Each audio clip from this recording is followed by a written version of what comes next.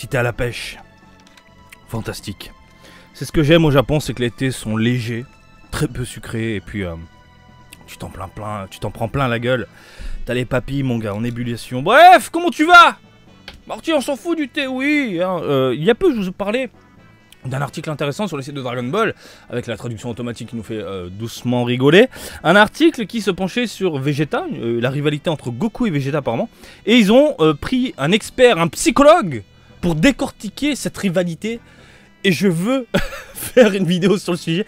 Je veux qu'on se penche sur cet article-là, qui a l'air super intéressant. Bref, il y a nos neurones qui vont un peu bouger, et ça fait du bien de bouger un peu nos neurones justement.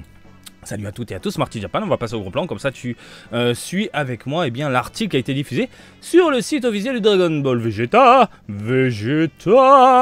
Alors, une rivalité unilatérale, hashtag 63, la révélation entre Goku et Vegeta analysée par un expert en psychologie.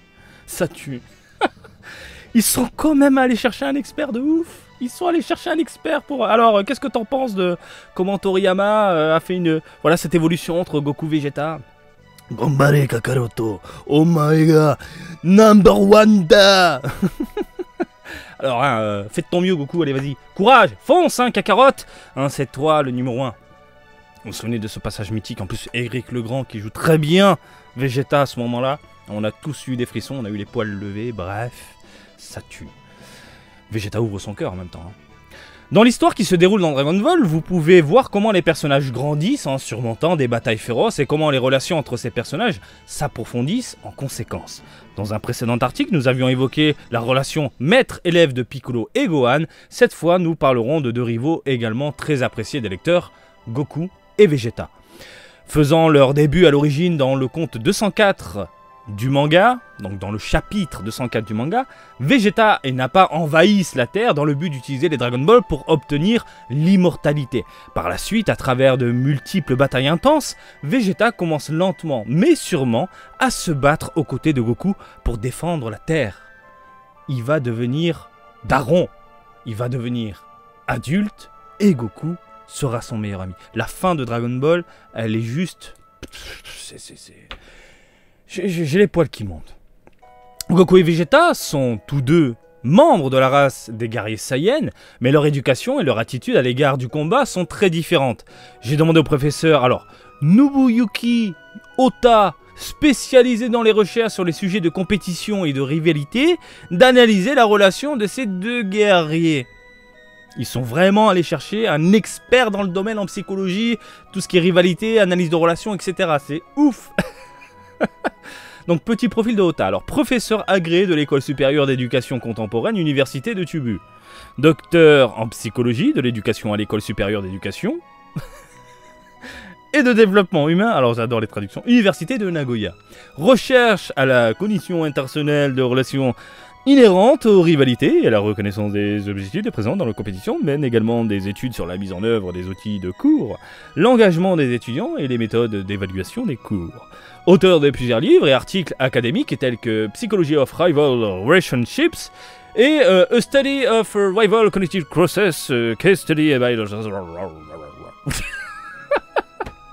Marty est en train de virer chien là, ouais, je suis très canin aujourd'hui. Donc voici Monsieur Ota, donc, qui à mon avis est aussi un fan de Dragon Ball. Tu dis pas oui à un truc comme ça à la base, tu vois. Sauf si on te propose un gros chèque, j'imagine, mais je pense qu'il y a quand même... Voilà, un sujet intéressant du Dragon Ball. Interview, Mashiro, analyste du divertissement, auteur de nombreux articles basés sur des recherches sérieuses, y compris des analyses de données et des entretiens sur des sujets non sérieux. Articles souvent présentés sur la page freelance de Yahoo et sur le site web Daily Portal Z. A un penchant particulier pour la musique, les films et les mangas. Il a un Twitter, il vous le partage. Donc contenu, alors nous avons 3 sujets aujourd'hui. J'ai l'impression d'être en cours, la bordel de merde. On est à l'école, vous avez 3 questions à vous. Vous avez 2 heures, allez c'est parti. Alors, quelle est la relation entre Goku et Vegeta? Recette pour un bon rival, quelqu'un de proche qui est légèrement plus fort. Goku et Vegeta, 2 Saiyans, 2 avis différents sur la force. C'est trop bien, c'est trop bien. Quelle est la relation entre Goku et Vegeta? Bien qu'ils soient tous deux membres de la même race de guerriers, les Saiyans Goku et Vegeta commencent comme ennemis avant de commencer à se battre du même côté au fur et à mesure que l'histoire progresse. Professeur Ota, que pensez-vous de la relation entre ces deux combattants? C'est bien, on nous met des petits extraits du manga. Le passage que j'adore où Goku propose à Vegeta de fusionner avec une Potala. Vegeta refuse à la base. Il envoie chier. Goku et Vegeta coopèrent lorsque cela est nécessaire, mais se battent aussi parfois pour déterminer qui est le plus fort. D'un point de vue extérieur, ils ressemblent effectivement à des rivaux. Cependant, on ne sait pas si ces deux guerriers ressentent la même chose. Il semble que Vegeta considère Goku comme son rival, mais je crois que Goku n'est pas le genre d'individu qui considère les autres comme ses rivaux. L'émotion motrice de Goku n'est pas la compétitivité, mais plutôt un désir intense de devenir plus fort. Et il a raison, notre ami. Il a totalement raison. Et il n'a jamais vu, moi je l'ai toujours vu comme ça, Vegeta comme un ennemi. Et par ailleurs, il demande à Krillin de lui laisser la vie, bordel de merde. Laisse-le. Laisse-le. Ah là là. Il a bon cœur, ce Goku. Goku et Vegeta voient certainement le monde de différentes manières. Ota y répond. En effet, les rivalités unilatérales sont plutôt courantes. Dans une enquête psychologique, si vous posez la question « Y a-t-il quelqu'un que vous considérez comme votre rival ?», plus de la moitié des participants répondront « oui ». Cependant, ce nombre diminue considérablement lorsque vous demandez à ces mêmes personnes si elles pensent que leur rival ressent la même chose à leur sujet. J'avais un ami et on avait une espèce de rivalité. Cette rivalité dans la vie de tous les jours, afin de nous pousser à chaque fois d'aller vers l'avant. Voilà.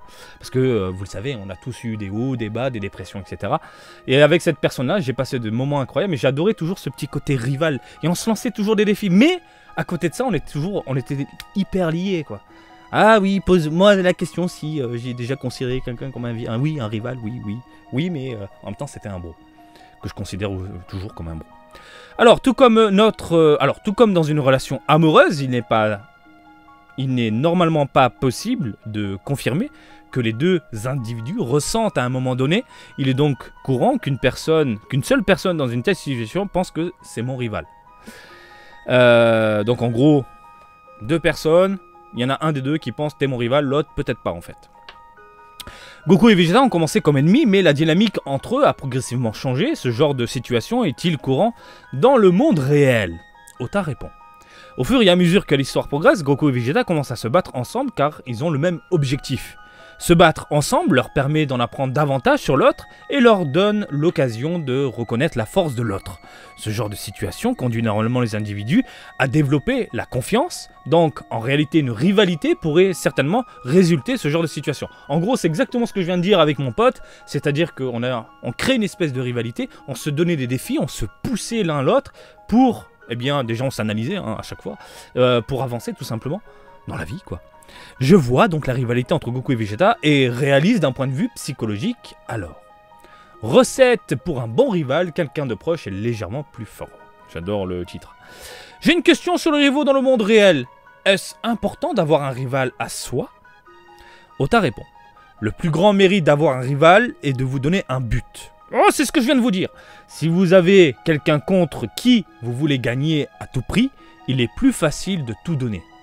Essayez cependant de ne pas devenir obsédé par la victoire, ça c'est vrai, parce qu'au final le rival peut devenir quelqu'un que vous détestez. Si la pression de devoir gagner est trop forte, votre santé mentale peut en souffrir. J'ai l'impression qu'il y a beaucoup de scènes où Vegeta est montré obsédé par la façon de gagner.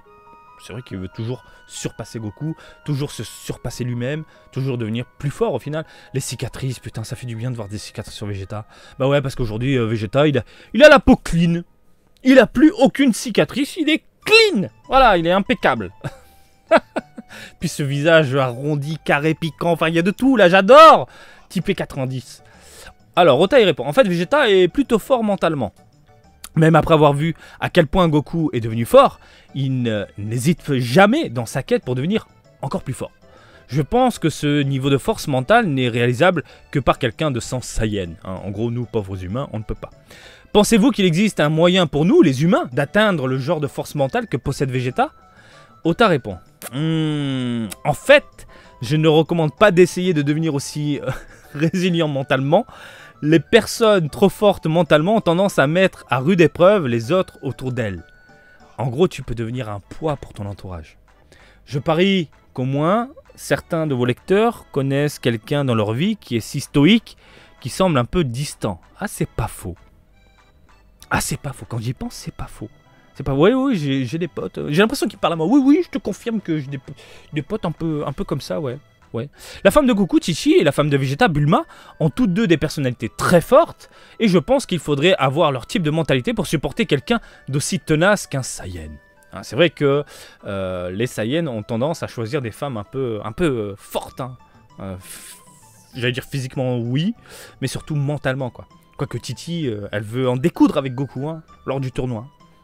Revenons au sujet des rivalités. Quel genre de personne fait un bon rival? Je recommanderais de choisir quelqu'un qui vous ressemble. Je pense que Vegeta choisit Goku comme rival, car lui aussi est un Saiyan. En psychologie, on utilise le terme la comparaison sociale pour désigner l'aptitude qu'ont les humains de se comparer aux autres afin de pouvoir s'évaluer avec précision. Les comparaisons sociales sont plus faciles à faire lorsque vous choisissez quelqu'un qui vous ressemble. C'est plus ou moins logique. Quoique, pas forcément pour tout le monde. Des études suggèrent qu'il existe deux types de rivalités, celle où l'individu vise à devenir aussi plus fort que quelqu'un d'autre, et celle où l'objectif de l'individu est d'empêcher les autres de le surpasser. Les rivalités où un individu veut... alors attendez, Otai donc, il précise. Les rivalités où un individu veut devenir aussi plus fort que quelqu'un d'autre sont les plus courantes. Ce type de rivalité comprend des cas où les deux parties semblent être à des niveaux de compétences presque égaux à ceux des étrangers, c'est-à-dire... Mais l'individu considère que son rival est meilleur qu'eux. C'est-à-dire... Donc en gros, deux personnes, à peu près le même stade, et puis on essaie de se surpasser à chaque fois. En gros, on fait une bataille. Pour ce type d'individus, leurs rivaux ne sont généralement que légèrement plus compétents, de sorte que la compétition entraîne souvent une augmentation des niveaux de motivation et une amélioration personnelle. Oui, donc on va se pousser au niveau des limites. Quand tu le dis comme ça, il tutoie maintenant le psychologue. Eh gros, quand tu le dis comme ça, c'est vrai que ça me donne envie de trouver mon propre Goku. Hein, voilà. Goku et Vegeta, deux Saiyans, deux points de vue différents sur la force. J'aimerais approfondir un peu la personnalité de Vegeta. J'ai l'impression que la force de Vegeta est une source de fierté pour lui. Ota répond. Comparé aux autres Saiyans ou humains, Vegeta a une grande fierté. En psychologie, nous nous référons à la fierté comme amour-propre, et il fait référence au sens de la valeur personnelle d'un individu. Les jeunes enfants ont tendance à avoir une haute estime de soi. La raison en est que les enfants sont généralement incapables de se voir de manière objective. À l'âge adulte, les gens deviennent capables de se comparer aux autres autour d'eux, et par conséquent, leur estime de soi diminue à des niveaux raisonnables. Ça dépend pour qui. Ça, on est dans une génération, je suis désolé de le dire, où on est de plus en plus teubés, j'ai l'impression, où moi j'ai raison, moi je suis toujours, redescendez un petit peu hein, l'estime de soi là, hein, voilà. Hein, c'est bien de voir ce qui se passe aussi ailleurs et puis de débattre sur des choses tranquillement, gentiment. Hein. Moi j'ai raison, ça je ne peux plus l'entendre. Mais t'as raison de quoi mon gars hein, vous voyez ce que je suis en train de dire, vous sentez cette colère. J'en ai marre les gens qui disent « Moi j'ai raison, on peut juste discuter et en débattre. » Bon, voilà. L'estime de soi, tranquille.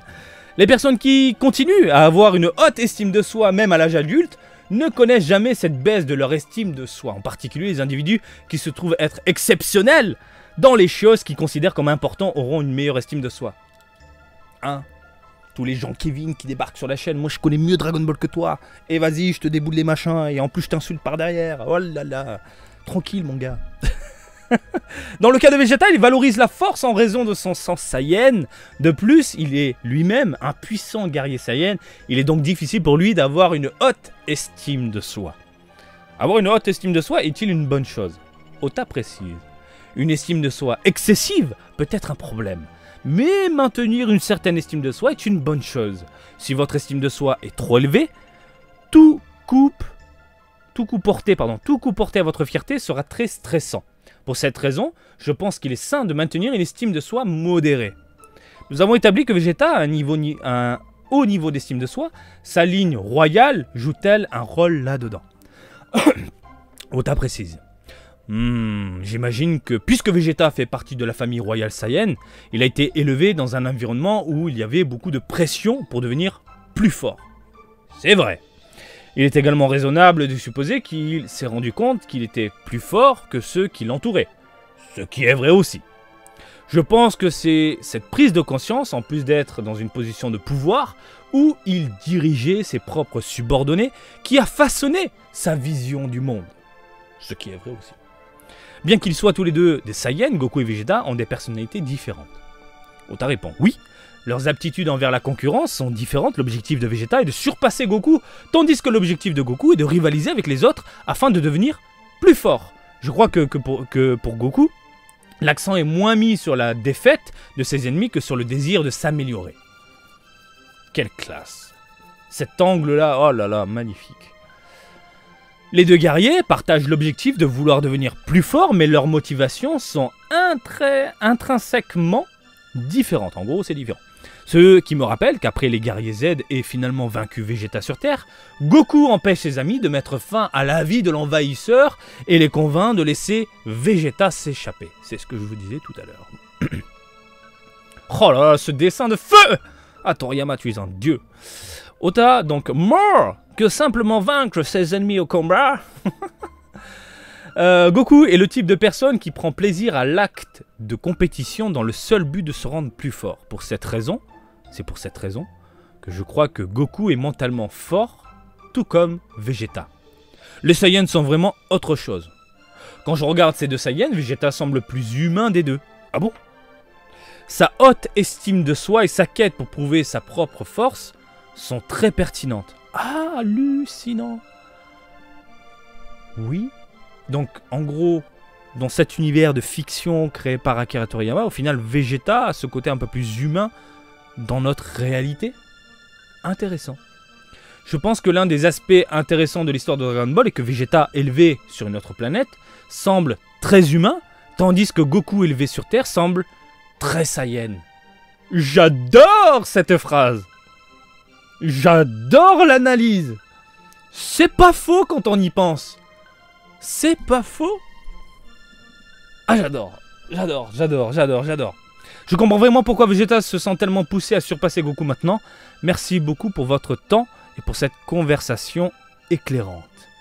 Donc oui, ce côté un peu bestial qu'on a de Goku au tout début de Dragon Ball, ce côté un peu sauvage, avec une force qu'il ne maîtrise pas forcément, il y a ce côté un peu bien sauvage des Saiyans, que Vegeta, lui, au final, a eu cette éducation sur une autre planète, éducation un peu royale.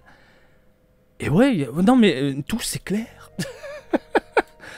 Donc l'estime de soi, le dépassement de soi, le dépassement de force par rapport à l'autre, c'est beaucoup plus humain que ce côté un peu Gokuesque. Ah, j'aime trop. C'est tout, c'est fini. Non, arrête. C'est fini. Eh ben écoute, Ota, c'était cool. Ouais, j'aime bien ce genre d'article. Faites-en plus souvent là sur le site Dragon Ball, s'il vous plaît.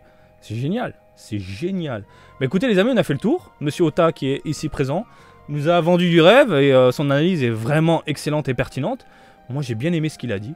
Bah écoutez, on a fait le tour. Qu'est-ce que vous pensez de tout ça? Vegeta est plus humain que Goku.